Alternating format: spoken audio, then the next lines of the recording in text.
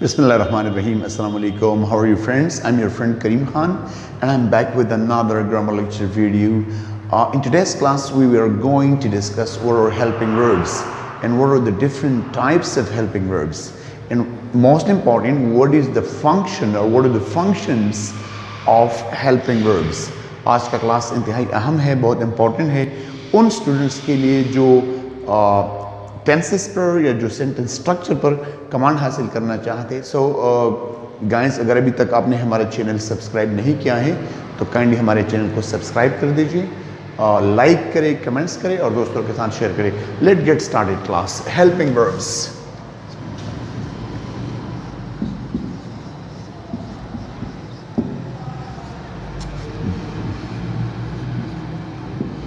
Class helping verbs define करने से पहले या व्हाट आर हेल्पिंग वर्ब्स हम देखते हैं कि तो सेंटेंस में दो अहम चीजें होती हैं। सेंटेंस में एक होता है time and the second is aspect.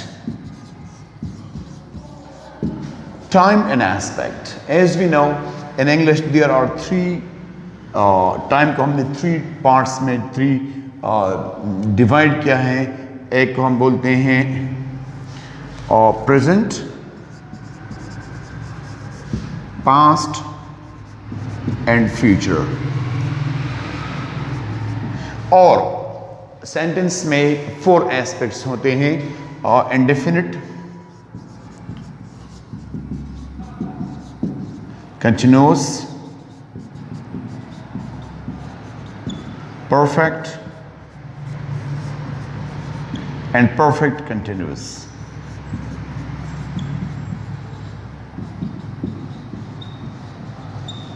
ये तो है फॉर्म्स आपके कि लेट्स सपोज कोई काम हो रहा है तो उस काम के बारे में हमें पता चलता है कि ये रूटीन में हो रहा है या इन प्रोग्रेस है, कंप्लीटेड है या टूवर्ड्स कंप्लीशन है, कंप्लीशन की तरफ जो है काम जारी है। लेकिन यहाँ पे आज की क्लास में हम इस फोकस करेंगे टाइम पे। हमारे पास थ्री टाइम्स है, present, past and future. Most of the time Urdu sentences में 90%, इसमें 10% एक्सेप्शन भी है, उर्दू सेंटेंसेस में जो जुमला जिस वर्ड पे ख़त्म होता है उसी वर्ड से हम टेंस का अंदाज़ा लगाते हैं कि प्रेजेंट है कि पास्ट है कि फ्यूचर है। लेट्स सपोज प्रेजेंट वाले सेंटेंस हमेशा हैं और हूँ। पास्ट वाले सेंटेंसेस उर्दू खत्म होते हैं था, ते एंड थी। और फ्यूचर वाले खत्म होते घा, गे, गी। लेट्स सपोज कोई भी सेंटेंस आपने उर्दू का उठा लिया तो आप उसके लास्ट वर्ड को फोकस करें। अगर वो है फॉर एग्जांपल मैं स्कूल जा रहा हूं तो सेकंड्स में आप अंदाजा लगा सकते हैं कि हूं the last word of this sentence, तो ये प्रेजेंट है। वो आ रही थी तो ये क्या है, पास्ट है। हम वो क्रिकेट खेल रहे होंगे तो ये हमारे पास क्या है, ये फ्यूचर है। ये सारे ये जो वर्ड्स है इससे इसका अंदाजा आप किससे आप अंदाजा लगाएंगे? ये तो आपने उर्दू में लगा लिया कि हैं, थे या गा। इंग्लिश में आप इनको किस तरह आइडेंटिफाई करेंगे कि ये क्या है? तो इसको बोलते हैं, जिन वर्ड से हमें ये पता चलता है कि हैं, ता या गा, इसको हम क्या बोलते हैं, helping verbs. For example, she playing hockey, she playing hockey. आप किसी से भी पूछे कि ये कौन सा टेंस है या इसकी उर्दू क्या है तो आप यहां तक कह सकते हैं कि वो हॉकी खेल रही, वो हॉकी खेल रही। न तो आप बोल सकते हैं कि हाँ वो हॉकी खेल रही है, न आप बोल सकते हैं कि वो हॉकी खेल रही थी, न आप बोल सकते हैं कि वो हॉकी खेल रही होंगी। क्यों? जब तक आप इसमें हेल्पिंग वर्ब्स नहीं लगाते। लेट्स सपोज आप लगाते हैं शी इज प्लेइंग हॉकी, तो अभी आप बोल सकते हैं कि वो हॉकी खेल रही है। लेट्स सपोज आप लगाते शी वॉज प्लेइंग हॉकी, वो हॉकी खेल रही थी। अगर आपने फ्यूचर में बनाना है, she will be playing hockey, वो हॉकी खेल रही होंगी। तो आज यही हमारा टॉपिक है कि what are helping verbs. Helping verb किसे कहते हैं और इसका सेंटेंस में फंक्शन क्या है। तो जुमले में दो अहम चीजें हैं, टाइम एंड एस्पेक्ट। एस्पेक्ट को हम बाद में डिस्कस करेंगे। आज हमने डिस्कस करना है helping verbs.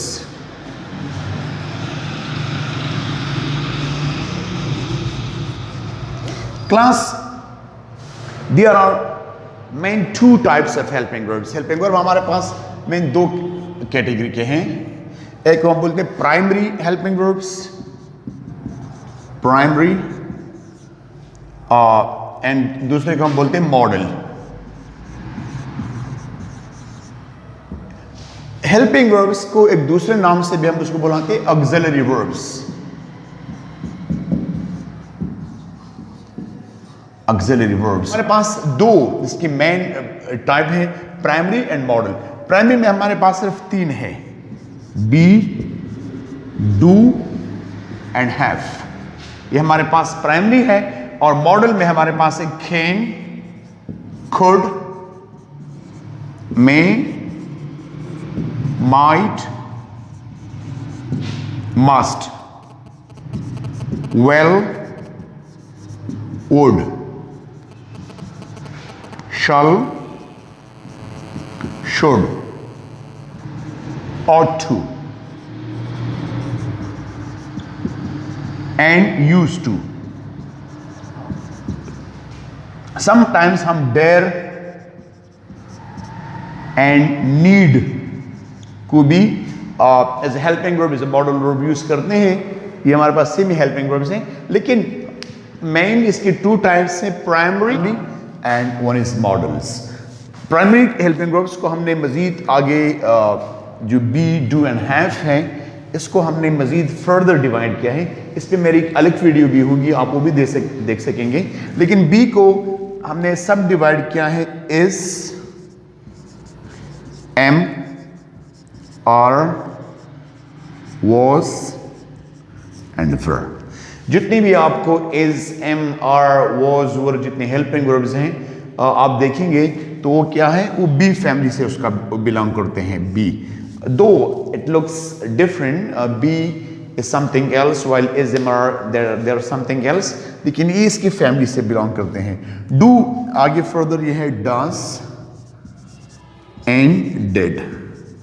The same has, have को हमने मजीद 3 में डिवाइड किए, हैव, हैज एंड हैड। ये इसकी कैटेगराइजेशन है। मोस्ट ऑफ द टाइम जो हैव, हैज है, इसको हम यूज करते हैं perfect, perfect and perfect continuous में।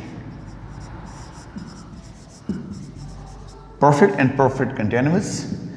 डू, डज, डिड को हम यूज करते हैं इंडेफिनिट में,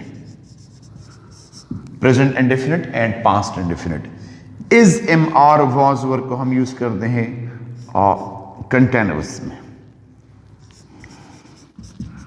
कंटिन्यूअस, और present continuous and past continuous.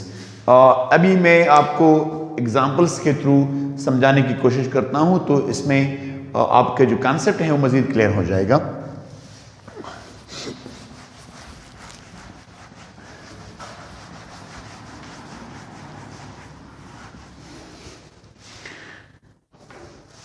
इसमें इसको आप यूं समझिए कि जिस तरह subject is, am, are, was and verb. इसके बाद मोस्ट ऑफ द टाइम हम यूज करते हैं verb ING, verb plus ING, and then if needs, अगर जरूरत है तो इसके साथ हम ऑब्जेक्ट भी यूज कर सकते हैं। For example, she is going to school. I am playing football. You are learning English grammar. She was making tea. They were making noise. तो ये जो is, am, are, was, were है, हमेशा इसके बाद हम वर्ब की ing फॉर्म लगाते हैं। इसको हम पैसिव वॉइस में भी यूज कर सकते हैं। For example, he is loved. उससे मोहब्बत की जाती है, he is loved. Cricket is played,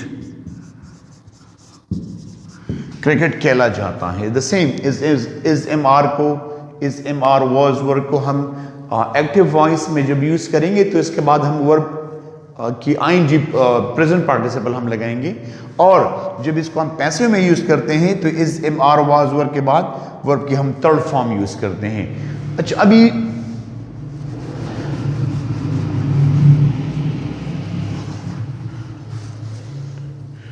जो डू डज डिड है, इसको हम present indefinite and past indefinite की पॉजिटिव स्ट्रक्चर से के अलावा उसके हम negative structure, interrogative structure, negative interrogative structure में हम यूज करते हैं। For example, she does not read a book. इसको अगर हम पास्ट इंडेफिनिट में हम चेंज करेंगे, she did not read a book. अगर इसके हम कोई दूसरा सब्जेक्ट जो प्लूरल फॉर्म का हम लगाते हैं, they do not read a book. And जो हैज, हैव एंड हैड है, तो डू एंड हैव, यह हम हमेशा यूज करते हैं perfect, for perfect. For example, she has arranged a party. She has arranged a party. Present perfect में clear? अगर इसके हम दूसरा सब्जेक्ट लगाते हैं तो उसके अकॉर्डिंग हम have लगाएंगे। We have attended the party. क्लियर? एंड अगर हम इसको पास्ट परफेक्ट में चेंज करेंगे, so they had invited, they had invited us for the party. They had invited us for the party. Interesting बात सारे मॉडल्स में यही है कि उन सब के बाद हम वर्ब की फर्स्ट फॉर्म लगाते हैं। जितने हमारे पास